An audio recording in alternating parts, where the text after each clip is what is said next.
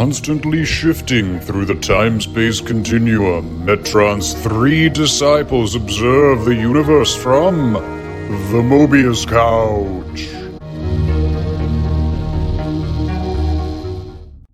I got a secret. Can you keep it? Swear this one you'll save. Better lock it in your pocket. Take this one to the Mobius Couch. Ladies and gentlemen of the world, welcome to the Mobius Couch, a time-space interdimensional vehicle from which your three hosts survey the world of comics and comic book movies. I'm Alessandro, and joining me on the Mobius Couch are Joe. Hello. Hello. And Patrick. Hello. Hello. Hey, Patty. Hey. Hey, Al. How are you? I'm okay. Again, we've known each other so long, and we can't. You say that it's every episode. You say it's every episode. It's going to be. We're really good at it, Al. Before we begin, I just want to mention for those who are listening and not watching the YouTube channel, Joe said all three of us look very handsome tonight. That is true. That was a nice compliment to make. I mean, it's true. We do. You look like just collectively as a whole, like we're all like really good looking. Yeah. So just wanted to make hey, if you just listen to this as a podcast, you're missing out. You're missing out. You are missing out. Check this out on YouTube sometime because man, looking good, guys. Okay, let's get into this because I have so much to say. I'm so glad you do because I don't. I have so much. Well, I have. I have very little positive to say. Oh, that's fine. But I have a lot to say. Ladies and gentlemen, we're talking about Secret Invasion. Yeah, topically coming out as a show this summer, but this has really nothing to do with that, probably. Although it's weirdly just about 70-year-old Nick Fury. Yeah, it's about Samuel Fury and that guy, that Skrull that also starred in the Star Wars Rogue One movie, you know? And wait, that Skrull was also in that show where they murder people in the Keys, in the Florida Keys. Ben Mendelsohn.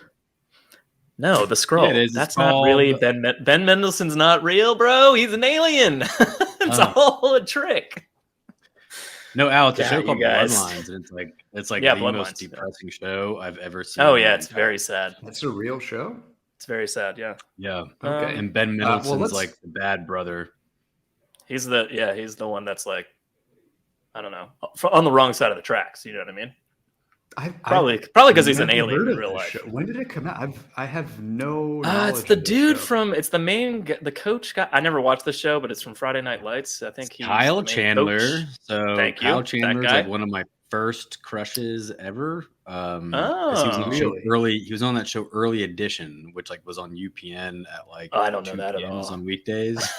It was a show where he would get the newspaper a day in advance. Like it was a magic newspaper, so he would be able to know what was going to happen the next day, and like only 24 hours.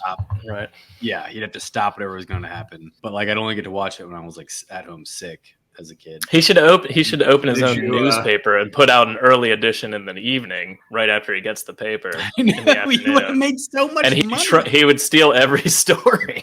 It's not about money. It's about saving lives. It's about saving. Oh, is that what it was about? Like. I assumed it was about him getting personally wealthy. That would be a funny little bit. I could just imagine just the dozens. What was he doing? Patrick faked being sick so he could watch Early Edition on UPN. Yeah, that's another thing. I'm like 2:00 in the afternoon. When were you home? I don't know. It was like when I was sick. Home sick from school before streaming, and also, so I have so many questions. Well, we can do so many questions. We can do a deeper dive on our next podcast series. Where did he live? Like, what kind of newspaper was it? Was it like a local newspaper? Because what's he accomplishing? It was the online edition of the New York. I guess Times. It was like whatever his city's newspaper was, but somehow it was like a magic thing. I don't remember how the. But I mean, is the city like New York, or is it like? Probably. You know. I don't remember, Joe. I don't remember the details. All right. I'm just, it's a very different newspaper situation depending on where he lives. That's all I'm saying. It's probably, I don't know. It's probably like a mid-tier giant city. It's also his sister is played by Hawkeye's wife from the show, from the movie, and the movies from the MCU. Yeah. that show. Rigatoni. All right. Well, should we actually talk about Secret Invasion? or- Sure, let's talk about Okay. Secret Invasion. Let's talk about Secret Invasion. Back on track. What are we All talking right, about? Secret today, Invasion, Alessandro? a giant crossover event. I think it was the one following Civil War, right? Or was there? I think it was the next one after Civil War. World War Hulk and Annihilation.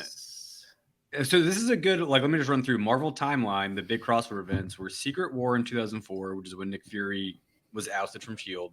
Yeah. New Avengers started that year. House of M 2005, Civil War 2006, Annihilation 2006, World War Hulk 2007, Secret Invasion 2008. 2008.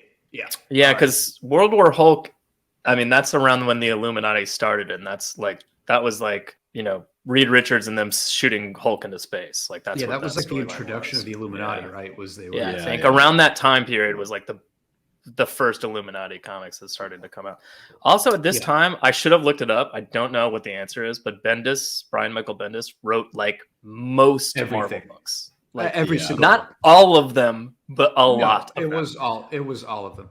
He wrote like Avengers and Avengers and Avengers and Secret Invasion and Spider-Man and like just a lot of stuff. Yeah. And So to the detriment of his abilities, I would say, because he really thins himself out and it's not good. Well, we'll get to that in a second. Yeah. But so right, big crossover event, of course, like Joe mentioned, written by Brian Michael Bendis, who was writing everything, and then penciled by Leinil Yu, who I think I only remembered him from, he did like a Wolverine versus Hulk. Yeah, that was Ultimate series. I think that's kind of the main thing I remember. Wolverine versus Hulk was in the Ultimate Universe. Then he did. Right, it was Ultimate Wolverine Hulk. Yeah. He did a pretty decent Superman story, I think, written by Jeff Loeb, if I'm not mistaken, called Superman Birthright, and he drew that. And I liked him for that. For this, I don't like his art. His art doesn't hold up as much for me. I remember liking it, however stylized it was at the time. I remember really enjoying it for like a slightly different. Like he's just weird kind of, and just a refreshing in the way that he doesn't look like everybody else that draws comics at the time. But I don't know. I mean, it doesn't really hold up well for me in this. I don't know how you guys feel about, I mean, I know sort of how you guys feel about the art, but not like super well, I guess. It wasn't for me. And then, let's just do a quick intro again. And then, Brian Michael Bendis, I guess, doesn't need an introduction because if you know anything about comics, he's one of the top, two most visible comic writers of the past 20 years. They referenced him in the OC, so he's. I mean, Bendis, it's a pretty big deal. I mean, Bendis is on like late night show. Like he was coming out with Legion of Superheroes, the newest one for DC, and he was like on late night talking about it like it was like a new movie. Yeah, it was he weird. was huge, and so that was recent. That was like a couple of years ago. That was like. I mean, he's still big, is what I'm saying. So I think his first big title, because I think he started on like Image or something, but I think Ultimate Spider-Man was his first big title, right? I think so. That's kind of where I knew him from. Yeah, and then he did a really famous Daredevil run, I think a little bit after that as well. And then by the time we get to 2008, we did this run. Well, some of it. And then by the time you get to 2008, like Joe mentioned, he's just basically writing all of Marvel, like New Avengers, Dark Avengers, all Secret sorts Avengers, of stuff. Secret Invasion, Mighty all Avengers, the crossovers, Mighty Secret Avengers, Warriors. Yeah, I mean that was all just him changing the titles of the books he was writing. But you know, but he was involved with a lot. Did he write House of M? That was Bendis. Of course, Hanks the Skrull just told us, and I don't remember. It had to be. Oh wow, it was Bendis. Yeah, BMB also did House of M. Wow. Another underwhelming crossover, so I guess that makes sense. Good job, me. And so Secret Invasion, broad strokes, Skrulls invade, they change shapes, and that's the Secret Invasion. That's the and the secret part is that they discover, not in this book, but in other tie-in books that, and leading up to this and around it, that some of the people that they've known are Skrulls. So real quick for overall text, even though we've kind of already been doing that, this as a crossover event book falls right flat on its face. I think it's almost the perfect example of why this was bad at the time and still kind of is, because instead of making the book itself something worth reading, it's really just like filler issues between what's going on and all the other tie-in individual books like going on, like whatever Avengers is going on right now. New Avengers? I don't even know. All the current Marvel books that are dealing with this situation are where the real story is at.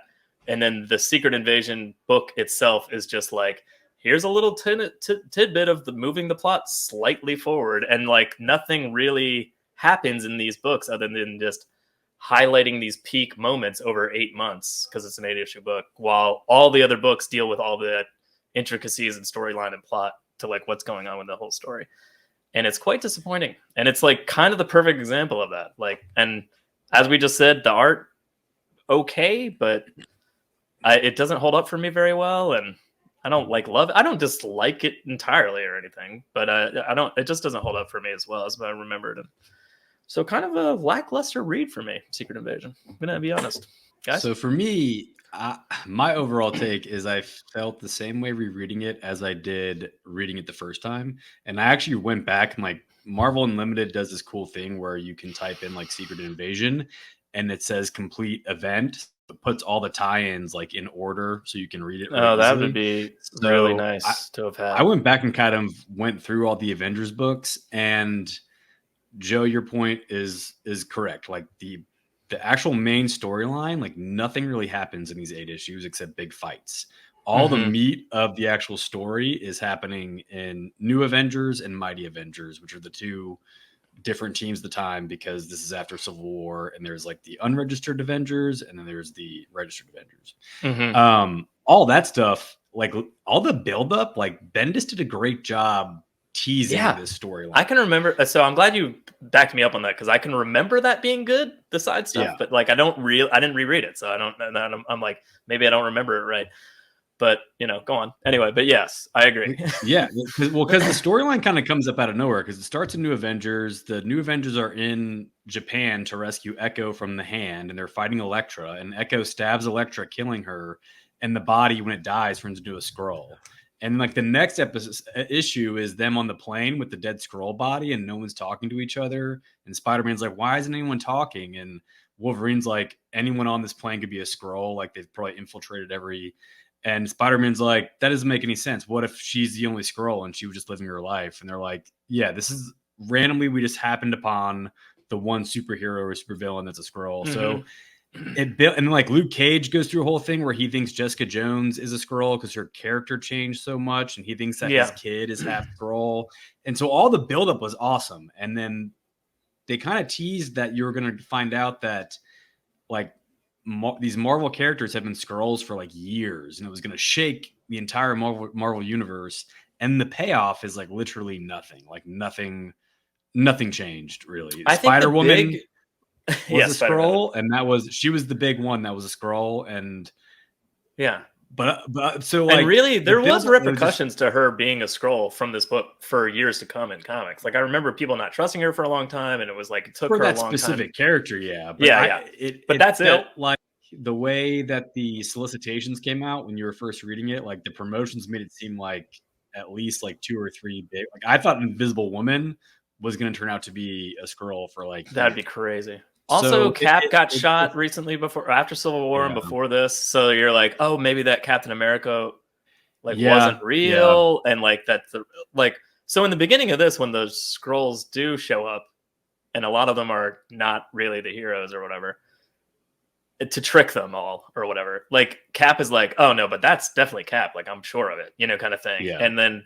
obviously it's a Skrull, but like you're just like, all of those big things that it could have been were just nothing. Like it never turned out to be anything other than Bobby Mockingbird coming back to life for no reason. Yeah.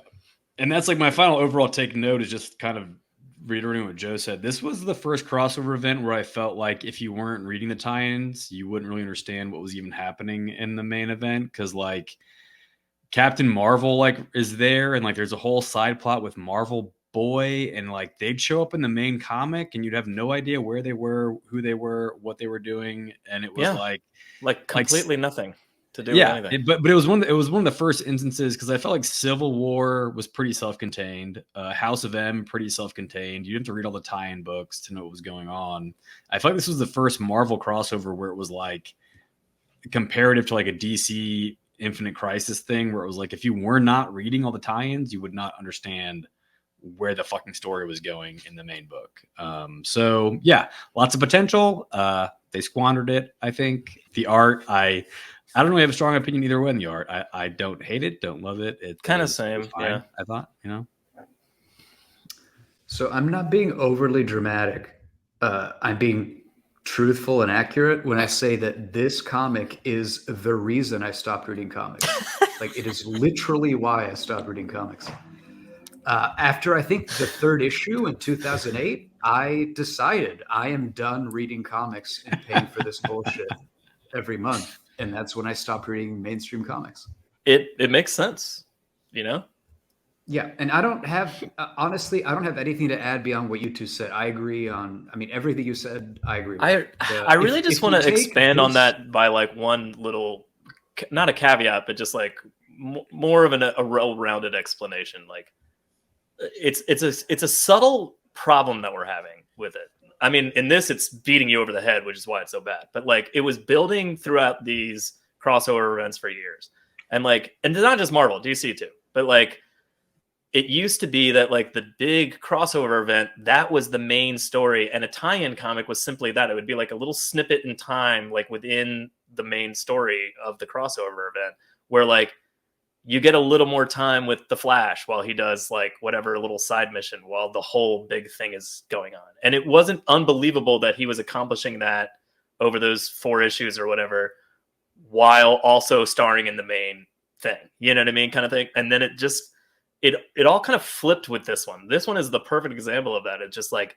where everything else is happening in the side books and this book is just empty. And it would just be like, they'd build up for 5 issues of like, Marvel Boy or something, like realizing as a hero or whatever it's going to be, and then all it is you go back to issue 7 of this and he flies in and punches something and then like that's it, like kind of thing. And you're just like, that was it? What? Well, kind of thing. I like, think it's just so not good. But a little bit beyond that too, I think this is really where you hit the saturation point of, so historically crossover events happen once a decade. And they were large and then events. It got to be like every year. Yeah, it was the insane. Effects of which reverberated through the next 8 years of comics. Yeah, and this was kind of the real saturation point where like this was year 5 of, you know what, every year it's just a rote appointment we have of crossover event, and we're just going to do it. Everybody, the whole band's back together again to do a giant fight again, and we're just going to reset and then do it again next year. And I mean, this wasn't the first one. I mean, Patrick lined them up like Civil War, World War Hulk, Annihilation, all of that.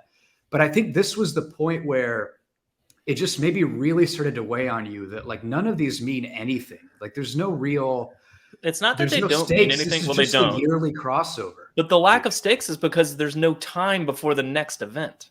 That was half the problem. Like there's no time for the regular comic books to kind of deal with and react to it before the next event's happening, and you're like, okay, how much do I care about this anymore? You know, kind of thing. Yeah, this is where crossover events used to be going to Disney World, and now they're your yearly doctor's checkup. They're like the thing you do every year. It's just They're like not you do it every year anymore. Yeah. And this was just the moment when all of that really just drained me, and I was done with comics. It was also, it's not just the crossover event too. I think the general Marvel ecosystem at the time was exhausting. Like we've got Mighty Avengers, New Avengers, 12 different X-Men, all the, and the Avengers are like Ares is this one group, and then another group has. They had some interesting team lineups over Bendis's. I don't know. I enjoyed that. It was to an extent. It wasn't well. And it's also, well, I mean, so obviously it's a money grab. They want you to buy all the rest of the books along with the invasion, clearly. Right. But like, you can do that and still you can accomplish that like desire within the comic book community to like read all the tie-in books. Because I was doing it anyway with the crossovers that actually matter. So like maybe I wouldn't get like all of Batman during a specific like crossover event thing, but I would get, or maybe I'd get all the Bat books, but I wouldn't get like Superman so much or something or whatever. But like, it got to the point where you're just like, well, if I don't get all of those, then you can always do without reading Secret Invasion as a whole and just like read a quick plot synopsis and just buy your normal books that you would always regularly buy. It kind of negated the purpose of it. You know what I mean? Yeah. And another thing that didn't help in kind of this general feeling of exhaustion with this time period is, I know we mentioned this, but Brian Michael Bendis is writing everything. Like one voice is writing your entire comic line. And there's just very little diversity in like narrative structure. And there's a problem. There's a problem. It's a problem and it's not. So like there's one voice, so it's cohesive and it's all building towards a specific event, which is nice in a way. And then, but the other aspect of that, like you're saying, Al, there's no diversity. There's no different voices happening. There's no like interesting takes on the story of like what's going on during Secret Invasion. New Avengers is written by blah blah guy, and he takes it in he loves this idea and he wants to hone in on a specific thing and make it an intimate story while the big thing is going on or whatever. And that used to be the case, and now like with this, it was just like, I don't know, it's just all smashing together. And again, it just leaves the main Secret Invasion book an empty read. It's awful. So. Well, the other thing too is, what makes many good stories is obviously the conflict in the villain. And if all you read is Secret Invasion, the Skrulls are nothing. They are nothing. They are cardboard caricatures of a villain. There's no motivation behind what they do. There's no explanation. There's no character. None of the Skrulls have specific characters you learn about or they're just boogeymen in alien invaders with no personality or character.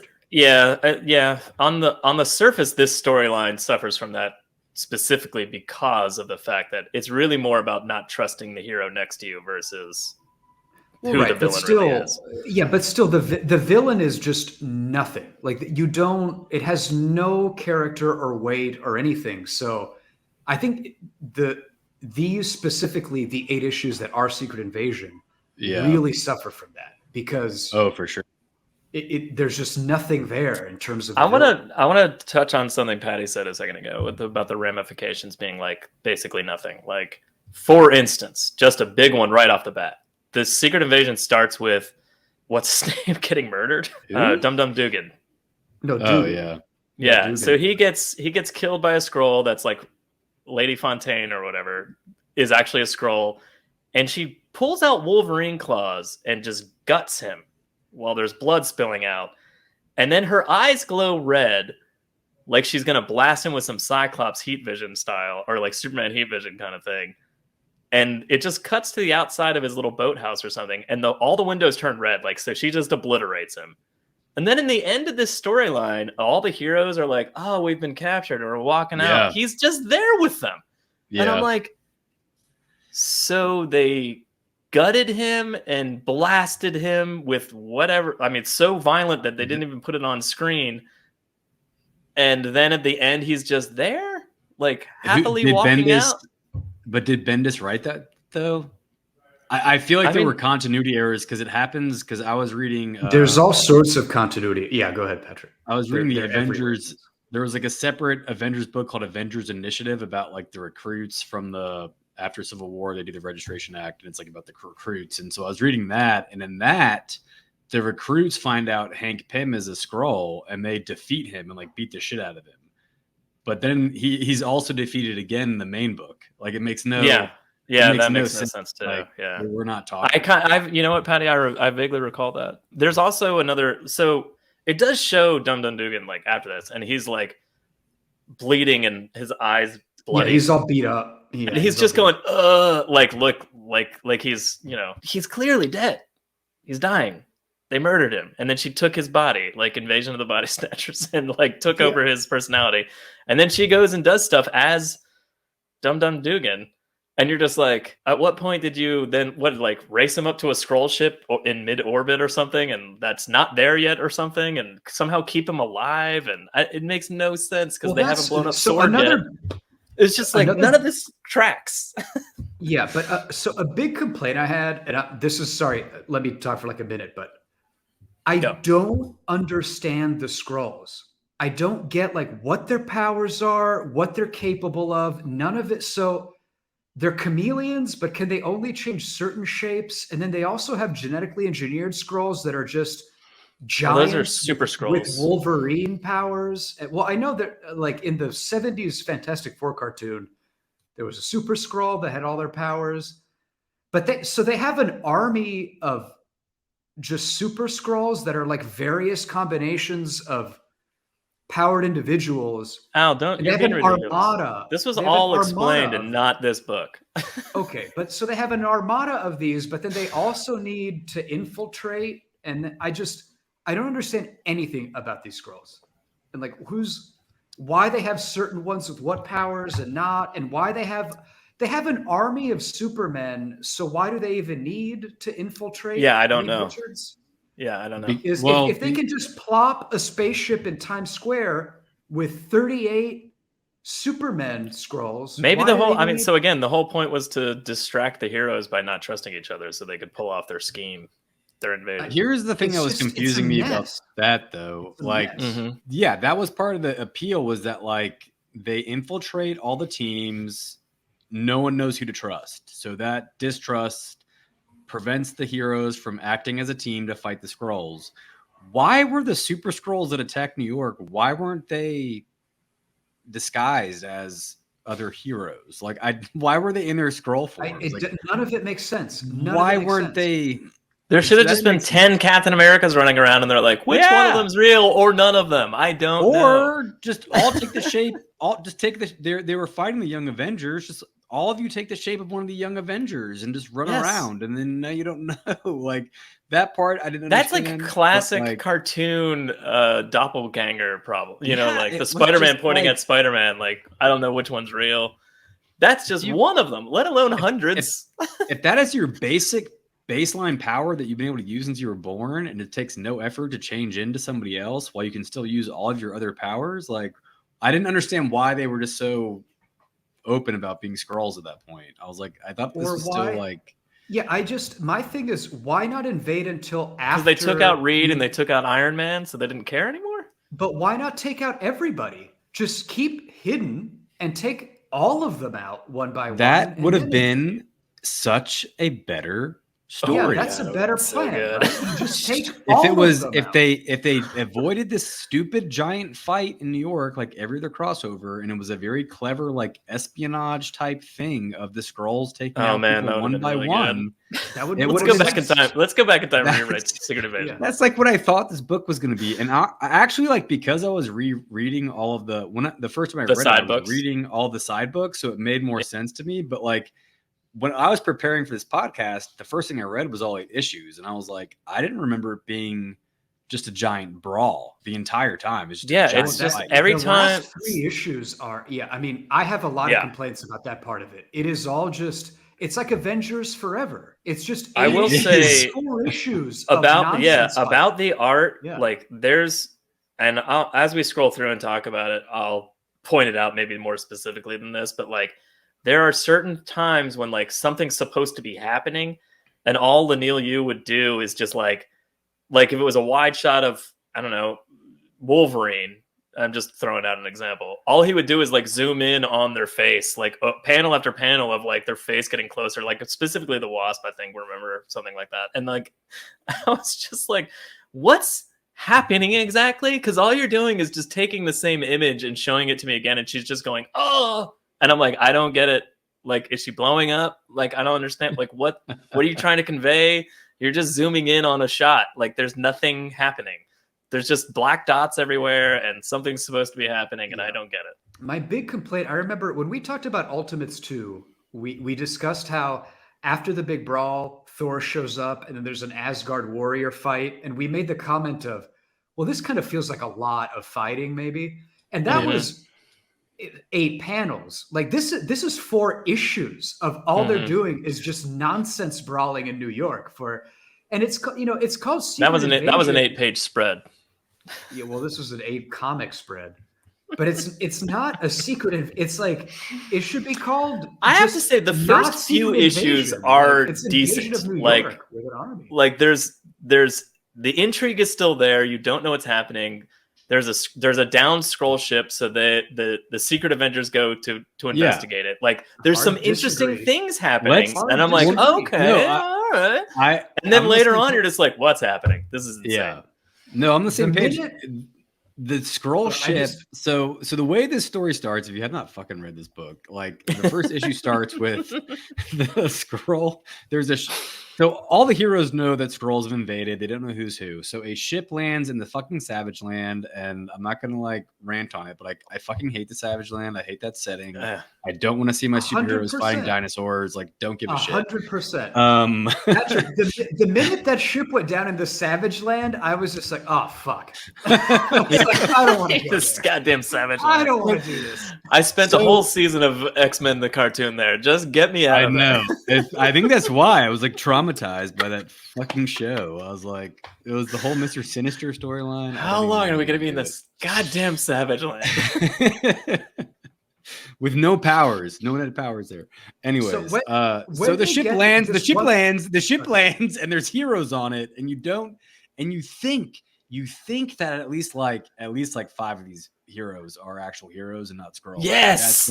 Thank so you. those first few issues, you're like, who is it? You're like, I was positive Captain America was real. I thought the Invisible Woman might be real. I thought Spider-Man was going to be. I was and like, meaning like the Spider-Man that came with the Secret Avengers was going to be a Skrull. Yeah, like I thought more of them were going to be revealed to be like, oh, I'm secretly a Skrull. Yeah. Shit.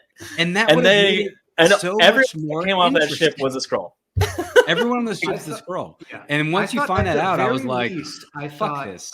Hawkeye's wife, I was like, maybe they're going to make some kind of comment about true love, and he's right, and at least his wife is real. No. And then she's not. But what was the point of that? A red herring for later when she does come back at the end? Because that makes no sense too. It's a character nobody knows. Who cares about this? I mean, unless you love West Coast Avengers, you don't know who Mockingbird is. Because that's how long she's been gone. She's been gone since the mid-80s. To have her be a Skrull originally and kill her, and then have her show up at the end, I was like, was so what? like the drama of that moment just drops to nothing. Like it would have made if she was even the only hero on there that wasn't fake, that would have been amazing. If the Skrull, like, why would the Skrulls do something? Why? Also, here's another thing that's fucked up: is Mockingbird is kidnapped by the Skrulls. They never replaced her. Outside of her on the ship, they never replaced her. Why did you kidnap her in the first fucking place? It made no sense at all. Also, Bobby, I mean, I'm probably way off on my timeline here, but she's been like dead or gone like from Hawkeye's life for like a decade. Like she's just a character that Bendis like loved, and he was like, I'm gonna bring her back in the storyline. Obviously did it in a bad way, but like he was just selfish, and I'm like, I love this character, so I'm going to bring her back, for whatever reason. But the point is, it's like you could have done it within the workings of this story. You could have done it so much more interestingly, and you still didn't. And like you robbed us of the moment of like, she's been a Skrull for X amount of years, or why is she the only human amongst all these Skrulls on a ship that came back, and like that could have. Anyway, it was also like if it was because Hawkeye kills her when he finds out she's a Skrull, and he's angry, and there is a bit at the end of this where you think Hawkeye is going to be the one that kills the Queen Skrull, but then Norman Osborn kills her. So you're like, what was the point of getting Hawkeye this? That was another major ramification of Skrulls. And but let's get to the Norman part when we get there. Yeah, when we get. So let's start going to let's talk about these issues, because we're doing is Well, we're kind of going overalls, but sure. Yeah. Well, I have notes for issues. I have lots of notes, but I want to talk about the Savage Land a little bit more, because let's talk about that thing, because we're kind of there. When they get there. Okay. One of the first things that happens when their little Quinjet arrives is a carnivorous brontosaurus grabs it with like sharp snatches a jet out of midair. Yeah, thinking, oh, that looks tasty. Teeth, but it's a and then another one bites that one, and then bites its neck. Another one bites the neck, and it's like, what dinosaurs are these? What is happening? Like the Savage Land is. Also, they stole that Quinjet to get there, and like the whole time I'm just like, well, how the fuck are they getting out of here? Like, am I going to spend 8 issues in the Savage Land? Well, the way that Secret Invasion starts is the Illuminati, who is like if you took all the worst superheroes in Marvel and put them on the same superhero team, that's what the Illuminati is. It's Reed Richards, Tony Stark, Professor X, Black Bolt, Namor. It's all the pieces of shit Strange. that think they're smart and cause all the problems. Yes. So all it's on one after team. they come together after the Kree Skrull War to form the Illuminati, and Tony's like, you know what we should do? We should invade the Skrull homeworld and fuck them up so they never think about invading Earth again. So they go do that, and they blow up a big ship, and it's preemptive. We did it, and they get captured immediately. And they're captured by the Skrulls for like a long time. And the Skrulls experiment on them, take DNA samples, all this stuff. And all the info they get, because they have Doctor Strange, they have access to mutant genes, magic genes, the Fantastic Four, cosmic irradiated genes. So that is why they were able to just everything. And Iron Man's technology. That is currently in his bloodstream in comics. That's how they were able to basically make a new way for the Skrulls to invade without being detected, because that's the big thing is Skrulls can't be detected by like magic or mutant powers or like Spider-Man or Daredevil. So it's like a heightened shape-shifting technique they have now. And it's all the Illuminati's fault. It's all their fault. Patty, there's I'd like to stress is how none of this is explained in any of these. Oh, no, I know. If all you do is read this crossover event, you have no idea what the fuck the Skrulls are talking about when they're like, Richards, we took your tech. Like, it's all gobbledygook. That means nothing because none of it's explained. Yeah. The Savage Land fight is hilarious because there's certain heroes there, like Wonder Man and other people, like where you're just like, wait, maybe that person's not real? Like, I don't know, kind of thing. Like, this is going to be an interesting scenario. Like, maybe some of these are real, maybe some of them aren't. Because he's wearing a costume from like the 80s or something, and you're just like, maybe that means Wonder Man that we've known that's been around for a while is secretly a Skrull. Again, not the case. Yeah, well, Patrick, first of all, of course, before the Skrulls get off the ship, the two different Avengers teams we have square up. Because, of course, they're different Avengers and they hate each other because Civil War. So they have to be antagonistic and they square up. And then the ship opens and there's even more fucking event. There's a third group of goddamn Avengers. Also, I have a very important question. Why on earth is a key person to make a Skrull Jarvis? I have many questions about why. He just hangs out in Avengers like tower for like the whole fight just to like steal a baby at the end. How did he get from an exploded helicarrier to Jessica Jones' baby room? What was that about? Don't know because I didn't read the tie-in comics. Or are they different Skrulls trying to be? I don't know. That could also be it too. Because apparently a funny thing is Hank Pym is a Skrull, and they really rip on him in the side comics. And there's one side comic where the Hank Pym Skrull is like, the invasion's not going to work and blah, blah, blah. And the other Skrulls are like, God damn it, he's losing his mind again. And they kill him. And the Skrulls kill Hank. They kill the Skrull version of Hank. And then then you find out that this is not the first Hank Pym Skrull they've had to kill. Yeah, the one that keeps turning into Hank Pym's keeps like losing their mind. They do like take on the personality of the person they're taking over, and so it's the new way they're transforming. It's like they're combining their DNA with the sample of like the person they captured. So like they're literally and Hank is a the Skrull that turns into Hank Pym has so much of Hank Pym in him that he gets crazy. He turns crazy, and then they have to keep putting them down. When I read that, I was like, "This can't be real." It's true though. Yeah, they're like, Hank Pym's personality. Oh man, so fucked up. I don't know how we've stumbled upon this. Like Hank Pym's a fucking piece of shit and insane in so many stories, but like, and why no one has put this together? Why is he still an Avenger? Get rid of this man. But I thought it would have been a fun wrinkle when they reveal who all is a Skrull. If the twist was that Hank wasn't a Skrull, he was just Hank that they got to work with them because he's a piece of shit. That would have they should do to Hank like they did to the Hulk and just be like, listen, we're just jettisoning you into space. Like, man, I mean, we're not going to kill you because we're heroes, but we'll murder all these Skrulls. But we're not going to kill you because we're heroes.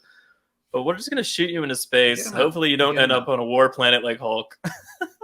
And if you do, Scarlet good luck. Witch, too. You know? Yeah, put him in Scarlet No, Witch. Scarlet Witch and needs to her be put down. kids. That's no, you don't launch her into space. Like you put her Out down. of here. I know. Yeah. He's come back like more cosmic somehow. But staying on the Hank Pym train, what else they do to him in this in the side issues? You have one The issue. Hank Pym train. You have one issue about how the Skrulls captured him, and all they had to do was put like a Skrull impersonate one of his 19-year-old students at his college class that he's teaching in London, and he has an affair with her. And during the affair, she's literally like, "What are your powers? How do they work? What are Janet's powers? How do they work? What are Spider-Man's powers?" And it's like a whole thing where she's like asking how everyone's powers work, and Hank's like, "This is how they work." And at the very end, she's like, "Hey, dum dum, like." Judo chops him and takes his place. So like it just shows how fucking stupid he is. And also, their backup plan is that they like put like a DNA bomb inside of Janet. Yeah. So that's like the end game is like, hey, if everything gets fucked, all we have to do is blow Janet up. It'll be real fun. It doesn't. Well, we get to that later, but that nonsensically fizzles out into nothing, of course. The final note about Hank Pym is that there's an issue. Well, there's an issue with Hank Pym where it's from the POV of the Skrull that's taken over him, and the Skrull's like, Hank Pym is the worst fucking Avenger. He's like, he's got the dumbest fucking powers. He can grow big and grow small. Like every Skrull child can do that by the age of 8. He is the worst fucking hero, and it's like so fucking good. So it's just like there's an issue of like Hank getting kidnapped, an issue of the Skrull like hating being Hank, and then the issue saying that Hank's so crazy he infects every Skrull that takes on his personality to the point where they have to kill that Skrull and replace it again. He's a traitor. Also, though, a fun thing about the Skrulls is that it turns out Hank Pym was in charge of the initiative, which was like he got to decide after Civil War who was on what superhero team, and that's how they put at least one Skrull on every single superhero team. So that was pretty clever of the Skrulls, and very dumb of Tony Stark to give Hank that job. Well, that's pretty cool, Patty, except that didn't happen in this book. I know. No, none of that happened in this book. If you read New Avengers and Mighty Avengers, you'd have a much better understanding of the story than if you read Secret Invasion. That's crazy. Yeah. Getting out of the Savage Land, I do really love the scene where Sue walks into Baxter Building and just like sets the negative zone up as a bomb. Yeah. Like just walks in, scans her little eyeball, goes through all the security, walks in, and they're like, "Oh, hey, Mom, I thought you were gone." And she's like, "No, I'm back." And she actually didn't even say anything. She just walks right past them. And they're like, "That was weird." And then she just walks into the computer and just goes, and I'm like, "Yes, that was cool." Like, there's some cool things that happen, but like, it's just you're just like, man, nothing happened of it though, because like at the end, it's really just a way of like taking the Fantastic Four off the board. Because at the end they're just like, "Oh yeah, we kept the kids safe." Me and like Human Torch is like, "Yeah, we kept them safe." Like me and Thing, we got it. Don't worry about it. Like they're fine. The kids are fine. And the whole time Reed's worried about it. So as a reader, you would be sort of, because you haven't seen them yet and you don't know what happened to them during that, like, implosion kind of thing that's going on, or black hole kind of scenario. But like, it's just, I don't know, not like nothing comes of it. Like just no ramifications of them being like thrown into the negative zone. They're just like, "Yeah, we kept them safe." All right, let's wrap up issue 1. So just basically, it's just kind of on issue 1. Yeah, we are. Yeah. So just the beginning of the end is issue 1 is so Sword gets taken out, like their satellite gets blown up. Yeah. And then shield helicarriers drop from the sky. Again. Thunderbolts Mountain gets attacked.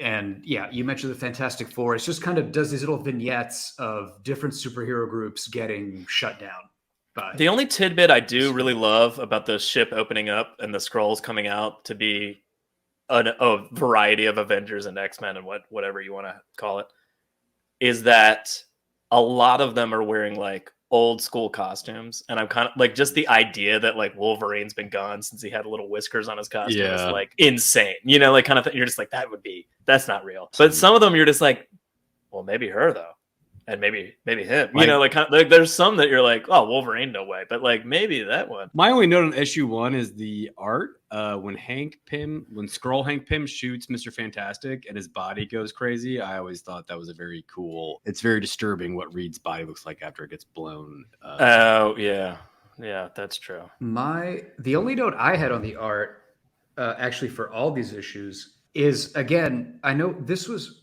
I forgot what comic we did before this, but I think I made the same comment there. Just super horny art. All the chicks have like anime hentai pear tits that are like super ripped tight by their costumes. Moonstone?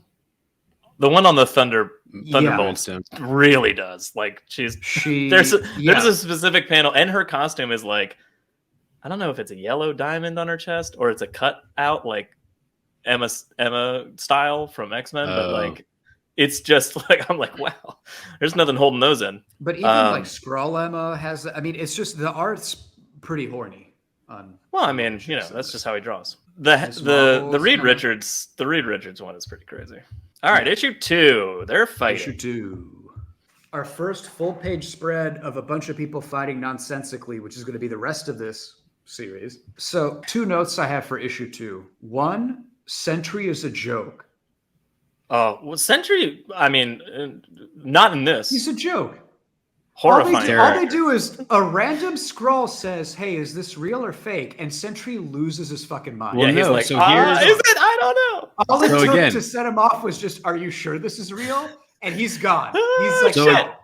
Again. So the story all takes place in the fucking tie-in issues because, Joe, back to your point, why they replaced Jarvis? Apparently, Jarvis has access to the Avengers' full like history and all the dossiers on every single member.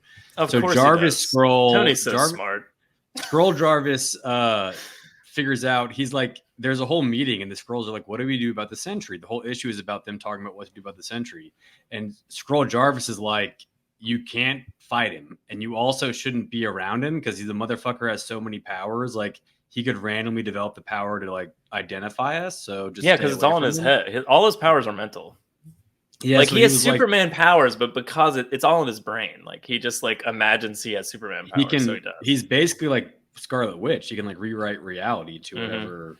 So he's written reality where he's a superhero, but he's also his super villain. And that's the whole point. They talk about how his mental health is like so terrible that all you have to do is mention the Void and he'll lose his mind and leave the fight. And so that's what happens in this issue.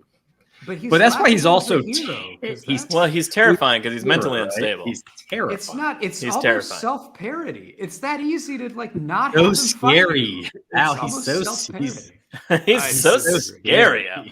Also, so they're fighting in the Savage Land. I do like when Hawkeye's just like shooting random people and like just to see. It's like, I'm just gonna put arrows in all these people to see if they're Skrulls. And then, of course, Captain America, fake Captain America Skrull is just like bling off his shield, and he's like, "Shit." Yeah. I love that little, just a little like, oh, maybe he is real. Well, because again, he had just died, and we're like, wait, is it him? I thought for sure it was going to be the real Captain America, and that's how they're. Yeah, because that would have been a cool story to do. No. Also, when Captain America does come back to life in the comics, so dumb. How does he even come back? Bad story. I don't. We don't have time to get into that here. It's he came back to life the same time Superboy Prime banged on the mirror of reality. Just ripped it across the multiverse and into the other comic book continuity. The second note I had on this issue is T-Rex ? The fuck are we doing? T-Rex just walks into the fight and like what? It's just so dumb. What are we doing? By the way, Tony having like a literal virus in his body because his suit is so interconnected with his body is cool for like a brief period of time, but I feel like it takes him out for way too long than it should. Well, it's also never explored in any meaningful way. So definitely not MacGuffin thing to get him out of the way for 5 issues or whatever. Well, again, that's explaining the fucking tie-in issue, being like, hey, we learned that Tony's armor is organic now, so we can infect him with an actual virus. Like, again, it's like the entire story is told in the tie-in issues, which is fucking crazy. We're gonna keep saying that. Infinite Crisis, which I consider, Final Crisis is the craziest one, but Infinite Crisis also like an insane story, but like you at least learned about what was happening in the story, in the main story. Like this one is literally just art of people fighting with like very sparse dialogue. It doesn't, it's crazy how little happens in 8 issues. Well, I'm glad you brought up Infinite Crisis as a point of comparison, because I think that did a better job of using tie-ins before the event to set up the event really well and like build up the tension. And then the event itself tells, whether that self-contained story is wonderful or not is a different topic, but the Infinite Crisis issues are kind of a self-contained story. And then if you read the build-up, you build up the anticipation. Like, I think that was a better way to handle an event than this version of just like keep buying all these 38 different comics as this is going on.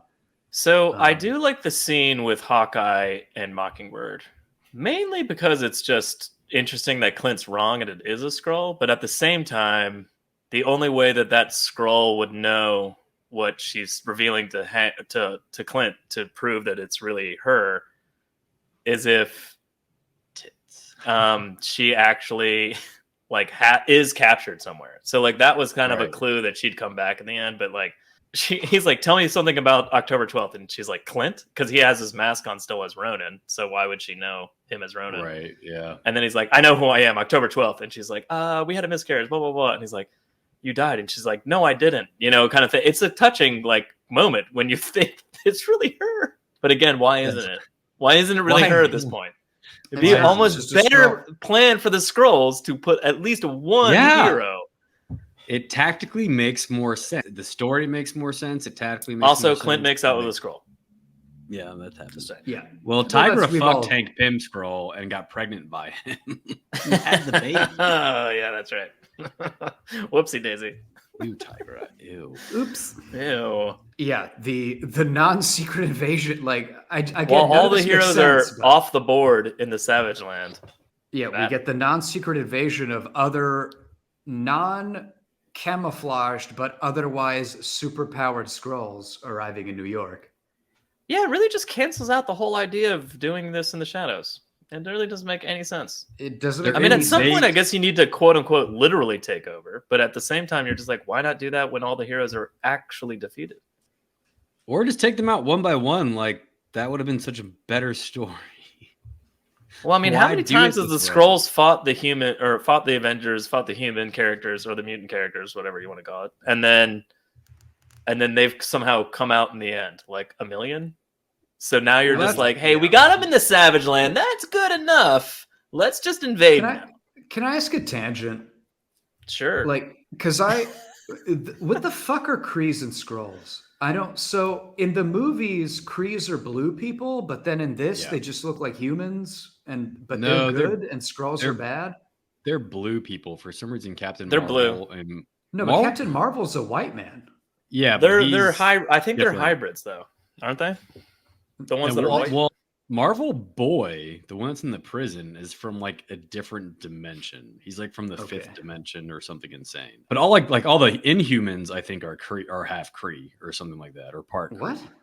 Okay. Yeah, I think that's I guess the Kree came and fucked a bunch of humans like back in the day. So if you're a descendant of that orgy, then you can like get powers if you breathe in the Terrigen from the Terrigen mists.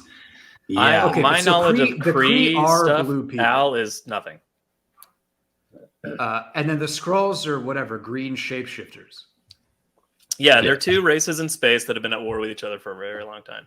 That's they're two of the oldest races, I think. They're two of the most technologically... I think Skrulls used to be like thinkers, like academics, and the Kree were soldiers, and they've been fighting for so long that the Skrulls have also become just like assholes, I guess. And so they're the most advanced civilizations in the universe, but they can't conquer Earth because we have centuries. Well, let's focus on that, right? They can't about it. Conquer Earth because they were always fighting each other. In the past. The Skrulls talk at length about why they have to do it this way, why they have to do the secret invasion. Why don't they just kill the Illuminati? They can't kill the Illuminati because they need to break the Illuminati spirit. Like the whole thing was like the secret invasion will make them distrust each other, and we break their spirit and we break their will. If we beat them just physically, like the humans always rise up and come back and beat us. So this is like a mental game. We have to keep it a mental game to break them, like mentally and spiritually. And then they just fucking invade like a regular melee fight and they get their ass. It doesn't make any sense. The overarching like plot line of what they're doing on top of all the intrigue makes no sense. All right.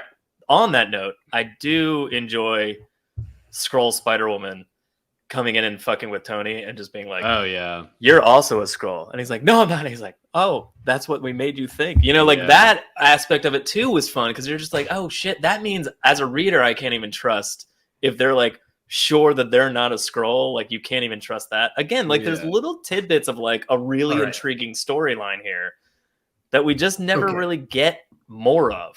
And I'm like, you dropped the ball on so many levels. All right, issue 3. We've already started talking about it. One panel I want to talk about that I love is Thunderbolt's mountain blowing up and Venom like a mile away in the sky just flying off from the explosion. I love that.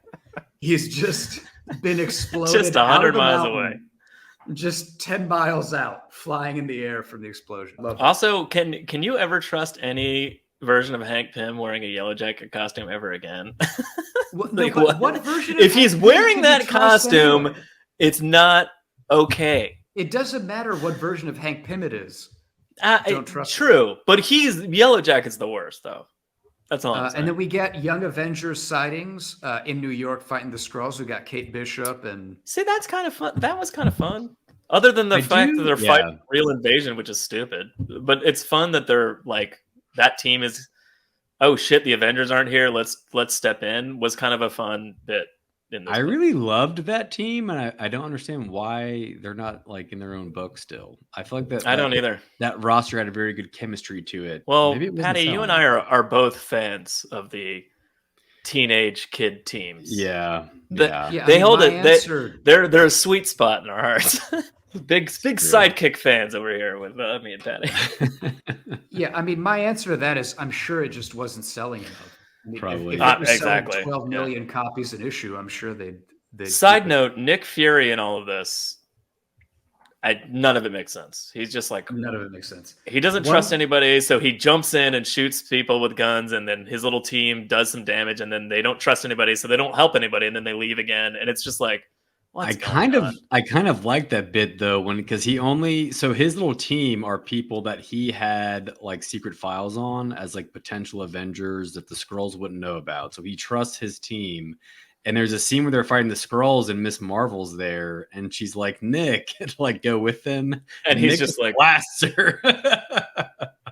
I did think that was some cold shit. Like that was kind of and that's what Nick Fury does. I didn't like anything about it. He shows up with this gun the size of like a minivan. Yeah. And it's just ridiculous. One thing I did like, Wiccan made some joke because like they were fighting all these Skrulls. It keeps going. There's more underneath his arm. Yeah, it keeps going. A parody. It's parody. There's that horny art I was talking about. There it is. Look at that, Jesus. One of my notes for I don't remember that one. So one of the notes for issue 3 is Spider-Woman is a sex pot, very horny art. Was my note. That's another note accurate. Is when the Young Avengers are fighting all the Skrulls, Wiccan made some comment about like there's 80,000 superheroes in New York. Where is everybody? Which I thought was kind of funny because it's true. Yeah, even Patrick, like even this, like what is that pose? It's like her tits out and her ass. Like there's a famous cover of Spider-Woman from around this time period that's like applauded as the worst version of of drawing a woman, and she's like crawling up over the edge of a building and her tits are out, but her ass is so far up behind her head that like you can see her tits and her ass at the same time, and it's like literally physically impossible. But it's the classic cover of like this is the worst of worst comic book arts in terms of. Look at how she's rolling up to talk to Tony. Well, I mean, it's just standing there. It's just horny as fuck. Yeah, Leinil Yu draws every woman's boobs like fucking enormous. Like, no, but I'm telling you, it is enormous. Not that I know this from experience, because I'm not at all into hentai, but it's hentai like anime tits. They're like giant. Yeah, they're really big. They're like buoyant, self-sustaining, independent, giant pear tits. I just found that. Not that I know what. Not that I know. I just found that one panel Patty held up, and it's like there's a little leaf covering her vagina. It's covering her taint, really. Look at this is a different thing, but look at Stature's tits right here.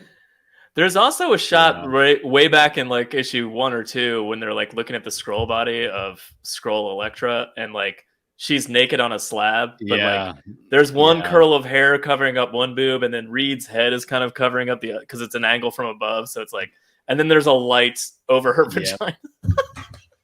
So terrible. And I just love how comics used to be like, well, you can't draw nudity, but let's show that there's a naked body on a slab. Why show it from the top down view then?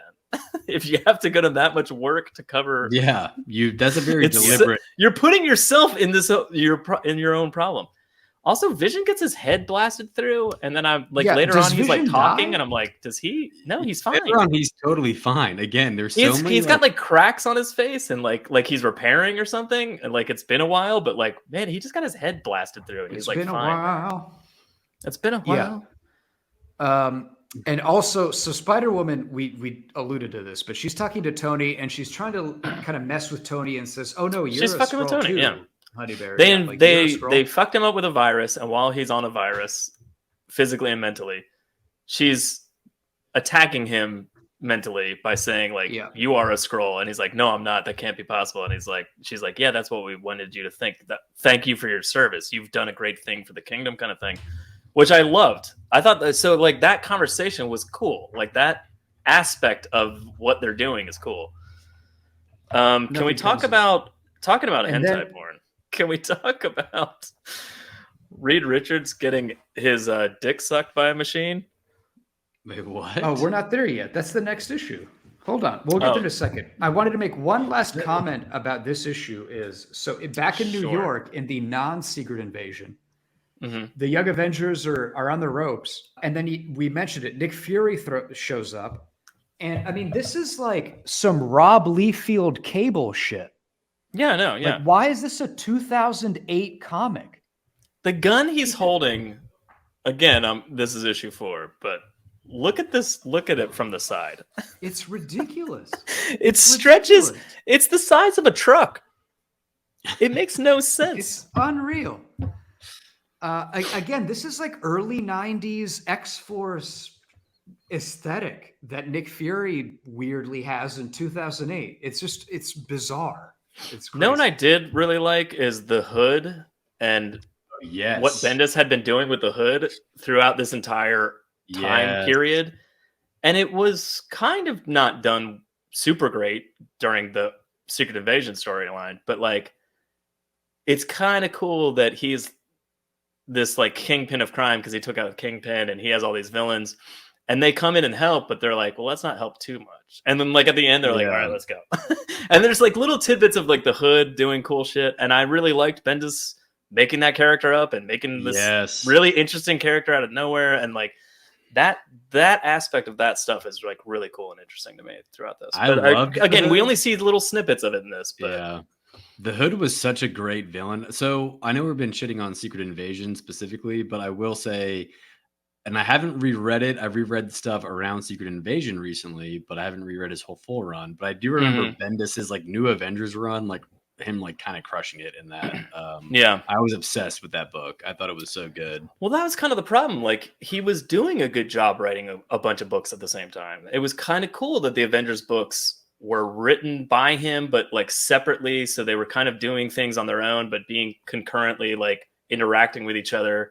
And kind of dealing with the same things at the same time, but not really like interacting with each other. And like the way he planned it all out was really interesting and good and well done. And then you get to this crossover event where something's supposed to be happening, and he just keeps everything in his own books, which is fine if you weren't writing the main storyline, but you are writing the main storyline. So like, why don't you set that up better where like the main storyline has more weight and like things happening? Anyway. Also, it seemed like the issues in the main storyline were like really short. Like I know I'm reading it online, so there's no ads in them, but like some of them are only but I tore through them. Some of them are only like 19 pages long. Like, they felt long as fuck to me. This was a struggle to read through. Let's get to issue 4. Let's tear through issue 4. All right, now Joe, we can talk about Reed getting his dick sucked by the. I mean, I just think it's funny. That one I showed you, not that it looks like it's coming from his stomach. Let's put it that way. So like, it's not that strange looking at first, But there's another shot of this later on where it's drawn smaller. So it's just not as detailed. And it's literally the same shot of this. But like the machine is just down at his crotch, and it just looks like he's on he's strapped to a table with a dick sucking machine. Yeah. And then like later, so which is just weird. Like, what is that? What is it doing? Like taking up extra slack if he tries to stretch and do something?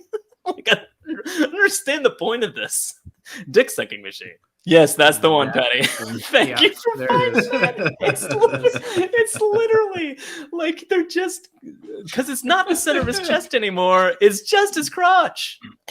Yeah, that's. I'm like, what am I looking at? What's happening to Reed? God. They're just sucking DNA out of Reed's dick. I don't know what they're gonna do with it all. Yeah, the women are all like way over sexualized. Like, look at Captain or Miss Marvel. Her tits that's what I was talking about. Clever tears on costumes. Here's another Miss Marvel, real quick. I mean, this is the angle she'd be at, right? You know, like just of course, yes. It's just that's what I was talking about. The art is crazy horny. Yeah. We also get a shot of. I love this.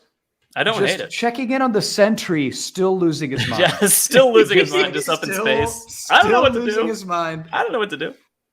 Yeah, like just wanted to let you reader know Sentry still, crazy.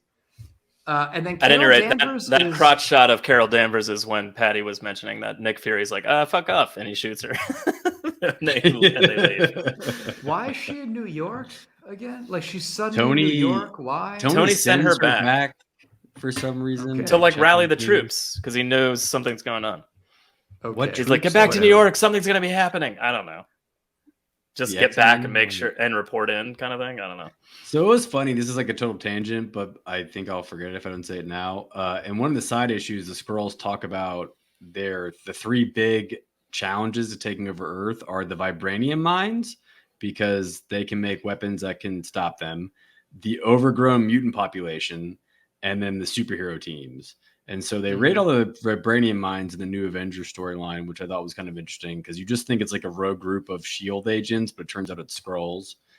And then Scarlet Witch took care of the mutant problem with House of M. And then also they talk about how like they lucked out because like Thor died and Scarlet Witch is gone and like Captain America's dead. And so that's why they attack now, because it's like all their big obstacles that they were ready for their previously assumed big obstacles are all off the board. Yeah. So why is Captain America big? He's just a strong man. Rallies everyone, man. He's the leader. He's the symbol of hope. Okay. The star on his chest stands for hope. You know, it was interesting. They listed off in this one issue. The superheroes that were on the top of their list were Doctor Strange, Doctor Doom, Namor, Scarlet Witch, Hercules, Reed Richards, and Tony Stark. Yeah. Why is one of those is not like the other? Why is Hercules? He's really strong. Not really. I mean, he's strong. He is strong. Not really. Not comparatively. I mean, Ares is there. He's way scarier than Hercules. Yeah. Ares, yeah. God, Ares was great. That was another great character from this time period. And I'm like, bravo. Every time Ares was on the team, I was just like, loving Ares. You're doing it great. Yeah, so Natasha saves Tony from Spider-Woman. And I mean, I don't know. This issue's a mess. So Natasha saves him, and then Wolverine comes in and she blasts him, and he's like, "It's me," and she's like, "All right, fine." I'm like, if they have the powers, wouldn't theoretically a Skrull be able to heal? I don't know. It doesn't make any sense. I think why they're willing to trust certain things and not other things. Agent Brand. Couldn't the Skrull have Wolverine's power of healing? I don't know. Yeah, I mean, they have their claws. Sense. They have his claws all damn day. It doesn't make sense. Yeah, and then they make like a joke because Natasha's like, "Say the word," and he says "carrot sticks," and I guess that's their safe word, like during scandalous sex. And it's like that doesn't make any sense. That's an edgy joke. Natasha gets around. Well, like Mockingbird knew the fucking date of her miscarriage. Like I'm pretty sure. If this was a Skrull, but Tony wasn't there for that. I don't think Tony was there for. No, Natasha was though, so I guess she. Yeah, anyway. Was she? I don't know. I'm just saying it. You're right. Their judgment is like way off. It's Agent Brand sneaking onto the Skrull ship is pretty cool. Just little tidbits of coolness. She was pretty badass in this. Oh, there's another shot of Reed. Is it the same? Is it the same but worse? Oh my It is on his god! dick. How did you not see it? How did you not missed see it, it. Patty? It's So Oh my another God, thing, are we supposed to believe that Agent Brand in a water air cocoon in space somehow flew across space to the Skrull ships? Again, From it the happens like in a wreckage tie-in. I guess so. Yeah. There's a whole tie-in issue of her like out in space and like figuring out how to. Oh my God, the tie-in issues. Are you Jesus joking? Christ. Everything Never ends. No, it's a God. different issue. She like I forget what happens, but she like gets the will to break in. Ridiculous. And fuck Ridiculous. them. The entire story takes this- place in other books. It's wild. Yeah, this issue ends with like a real quick like the fight is still happening in New York, and like people are starting to be like, oh, okay, well, it's just because the Skrulls keep like putting out this propaganda, like just kneel down to us and your lives will go back to normal. Everything's fine. We're just gonna take over this as part of our empire. Like, not a big deal, normal humans. Like, and then some of the normal humans are like, yeah, all right, not the worst idea. I think that's kind of what they actually wanted to do, though. Like, I don't think they wanted Yeah. to kill all the humans. I think they just wanted to No. rule the planet and be like, "We'll give you like everything you need to never have to work again or die from disease. We just want to live here." Well, then why don't they? I would take that deal. Why don't they just ask the Earth, like, would you rather have this or fucking Nick Fury? I would take the universal basic Again, income from the like they Skrulls. should have just done it slowly and replaced Yeah, until just like ask. Yeah, As if they had done it more slow, powerful- we'd be living under the Skrulls right now. Not that we're I not. know. I would take that Because we deal definitely over are. over this deal. Like I have Barack to pay Obama, more 30% like of- Skrull, if you know what I mean. Obama. I would take that over paying. You know, I'm up here paying 40% of my income. on Elon rent. Musk, I'd rather Skrull. take Skrulls. I mean, we I'll already take know the that that Skrull. guy that's in those movies, like Star Wars Rogue One's actually a Skrull. Look, I know the odds of aliens coming to Earth is like probably slim, and the odds of them being good aliens is probably bad. Patrick, aliens don't exist. They don't exist. But Are I'm you holding kidding, on to Al? hope. I'm holding on to hope that when the aliens come, they'll be like, "We're here to fix everything. Fuck, that would be great. We're here to get rid of." Hey, your lives will capitalism." change, sort of, but really, we're just gonna get rid of all the crap. Well, At any I'm rate, like- this issue ends with a lightning bolt strike and a Thor Yeah, out of silhouette, nowhere. and also and binoculars, and it's new Captain America. Woo! But Big again, reveal. there's no buildup. This is just a non sequitur Red Hood with his gang, and then the next panel is a lightning strike and Thor is here. There's no Yep. buildup. There's no Yep, makes nothing. sense. It's just That's suddenly correct. Thor. Yeah, once here we go. Once Thor showed up, like there were no stakes anymore. Like obviously the big Oh, guys yeah. are going to win, but like once he showed up, I was like, "Oh, this isn't like the story's pretty much over." Like Yeah, it's done now. Yeah, And we have we're half the done now, right? crossover to go. I know We still it's have half over. the crossover. Everybody, thank you for listening to part 1. Oh, we of are Secret doing that. Invasion. This Oh. was Secret Invasion part 1. But we're going to take a I summer didn't know if break. you wanted to do it or not. I didn't know if you wanted to do it. Yeah, we're going to take a summer break. And so we need to All right, spread part out one. Oof, the we got a thin lot content we have. We got to spread it out. So we're going to cut it in 2. All right. Yeah. See you guys later. Good journey, and All right. see you yeah. next time for part 2. Thanks for watching / listening.